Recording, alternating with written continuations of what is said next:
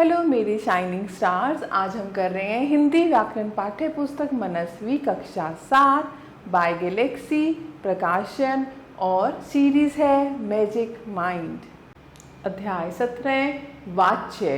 क्रिया का प्रयोग कई तरह से किया जाता है। कभी क्रिया कर्ता के अनुरूप होती है तो कई बार कर्म के अनुरूप, कई बार दोनों के अनुरूप ना होकर भाव की प्रमुखता होती है। वाच्य का शाब्दिक अर्थ होता है बोलने का विषय। जैसे नमन हॉकी खेलता है, नमन के द्वारा हॉकी खेली जाती है, नमन से हॉकी खेली जाती है। उपयुक्त वाक्यों में प्रथम वाक्य में क्रिया के लिंग, वचन व कारक कर्ता के अनुसार है। द्वितीय वाक्य में कर्म के अनुसार क्रिया का विधान हुआ है और तृतीय वाक्य में क्रिया ना तो कर्ता पर निर्भर है और ना ही कर्म पर, इसमें क्रिया भाव पर निर्भर करती है। तो मेरे प्यारे बच्चों, वाच्य की परिभाषा क्या है?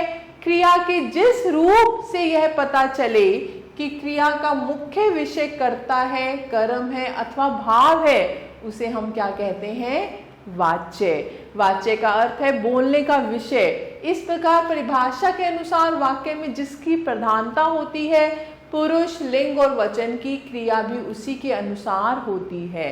वाच्य के भेद। हिंदी में वाच्य के 3 भेद हैं: कृतवाच्य, कर्मवाच्य और भाववाच्य।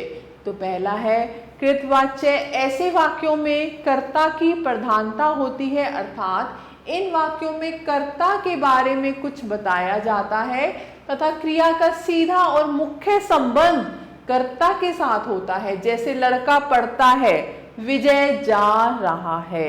उपयुक्त वाक्यों में क्रिया पढ़ता है और जा रहा है का मुख्य विषय कर्ता है, कर्मशः लड़का और विजय। अतः ये वाक्य क्या है? कृतवाच्य में है। दूसरा है कर्मवाच्य। ऐसे वाक्यों में कर्म की प्रधानता होती है तथा क्रिया का मुख्य संबंध कर्म से ही होता है। जैसे रामायण लड़के के द्वारा पढ़ी गई। इस वाक्य में रामायण कर्म है और यही इस वाक्य का केंद्र बिंदु भी है। अतः यह वाक्य कर्मवाच्य में है। कर्मवाच्य केवल सकर्मक क्रिया से युक्त वाक्य में ही बनता है। कर्मवाच्य में कर्ता के साथ करण कारक के विभक्त चिन्ह से या के द्वारा का प्रयोग किया जाता है और क्रिया के लिंग और वचन कर्म के अनुसार होते हैं। हिंदी में सामान्यतः कृतवाच्य का प्रयोग होता है। कर्मवाच्य का प्रयोग प्रमुख रूप से प्राय निम्नलिखित परिस्थितियों में होता है: क जब कर्ता मालूम ना हो या उसे बताने की आवश्यकता ना हो, जैसे प्रातःकाल मंदिर में पूजा की गई, शुभकामनाएं भेजी जा रही हैं। ख सूचनाओं या आदेशों में जैसे सर्वसाधारण को सूचित किया जाता है। ग असमर्थता बताने के लिए, जैसे आज गीतों की शाम कार्यक्रम 8 बजे के स्थान पर 9 बजे प्रस्तुत किया जाएगा। तीसरा है भाववाच्य। भाव का अर्थ है क्रिया का भाव। क्रिया के जिस रूप में न कर्ता की प्रधानता हो न कर्म की, परंतु जहां क्रिया का भाव प्रधान हो वहां भाववाच्य होता है। जैसे अब मुझसे सहा नहीं जाता, उससे नहाया नहीं गया। अब हम करते हैं वाच्य परिवर्तन। कृतवाच्य से कर्मवाच्य में परिवर्तन। कृतवाच्य से कर्मवाच्य बनाने के लिए कर्ता के साथ से या के द्वारा लगाकर कर्म की प्रधानता दर्शाई जाती है और क्रिया कर्म के अनुसार परिवर्तित हो जाती है। क्रिया के परिवर्तित स्वरूप के साथ जाना क्रिया का काल, पुरुष, वचन और लिंग के अनुसार जो रूप हो उसे जोड़कर सामान्य क्रिया में बदल देते हैं। कुछ उदाहरण है, इससे आपको समझ आएगा। जैसे कृतवाच्य है श्याम ने कंस को मारा, तो कर्मवाच्य शाम के द्वारा कंस को मारा गया।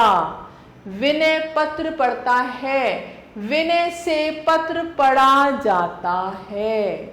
आरती ने पत्र पढ़ा, आरती के द्वारा पत्र पढ़ा गया। अब हम करते हैं कृतवाच्य से भाववाच्य में परिवर्तन। कृतवाच्य से भाववाच्य में परिवर्तन करते समय कर्ता के साथ करण कारक के विभक्ति चिन्ह से या के द्वारा लगाते हैं। इसमें क्रिया एक वचन पुल्लिंग अन्य पुरुष में रहती है और कृतवाची की क्रिया को सामान्य भूतकाल में लाकर उसके साथ काल के अनुसार जाना क्रिया का रूप जोड़ देते हैं। आवश्यकता अनुसार निषेध सूचित नहीं का प्रयोग भी किया जाता है। कुछ उदाहरण देखिए।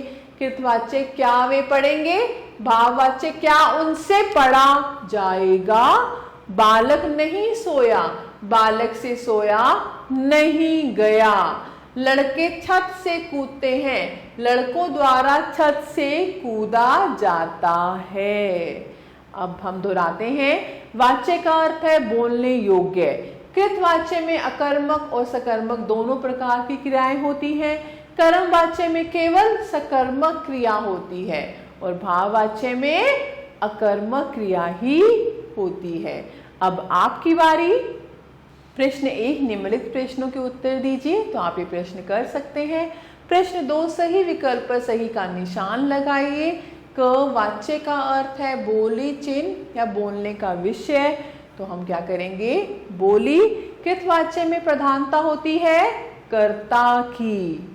कर्म की प्रधानता होती है कर्म वाच्य में। तो आप ऐसे ही कर सकते हैं। प्रश्न 3 सही वाक्य के सामने सही और गलत वाक्य के सामने गलत का निशान लगाइए। तो आप ये भी कर सकते हैं। ऐसे प्रश्न 4 है। निम्नलिखित वाक्यों में वाच्य का भेद लिखिए। क यश द्वारा पत्र लिखा गया। तो ये क्या है, कर्म वाच्य। मुझसे चला नहीं गया, भाववाच्य। उससे ठीक से लिखा नहीं गया, भाववाच्य।